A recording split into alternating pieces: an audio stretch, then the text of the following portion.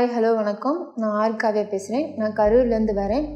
இங்கே வரதுக்கான ரீசன் இங்கே அமௌண்ட் பே கம்மியாக இருக்குது, அதனால் செஞ்சுருக்கேன். அது மட்டும் இல்லாமல் கூகுளில் செக் பண்ணும்போது அதிகப்படியான ரேட்டிங் இதுக்கு தான், இந்த அகாடமிக்கு தான் கிடச்சிருந்துச்சு.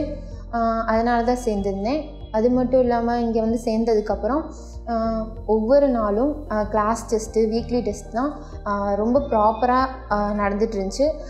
ஒவ்வொரு கிளாஸ் டெஸ்ட்டுக்கு அப்புறமும் நாங்கள் ரெகுலராக ஒவ்வொரு கிளாஸ் டெஸ்ட்டுமே கொஸ்டின் பேப்பர் டிஸ்கஷன் பண்ணுவோம். கொஸ்டின் பேப்பர் டிஸ்கஷனில் ஒவ்வொரு கொஸ்டினையும் தெளிவாக பார்த்து அதுக்கான ஆன்சர் ஏன் இப்படி வருதுன்னு தெளிவாக தெரிஞ்சுக்கிட்டு, அடுத்த தடவை ஏதாவது மிஸ்டேக் பண்ணியிருந்தேன், இந்த மிஸ்டேக்லாம் பண்ணக்கூடாதுன்னு பார்த்து தெரிஞ்சுக்கிட்டோம்.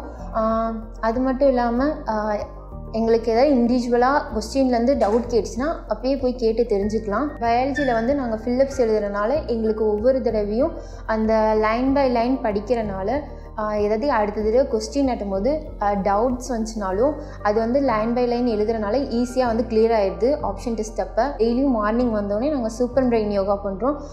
சூப்பர் பிரெயின் யோகா பண்ணுறனால அந்த டே ஃபுல்லும் எனர்ஜெட்டிக்காக அண்டு எப்போவுமே தெளிவாக இருக்கிறோம். இந்த தடவை நானும் டாக்டர் சீட்டு வாங்கிடுவேன்னு நினைக்கிறேன். தேங்க்யூ.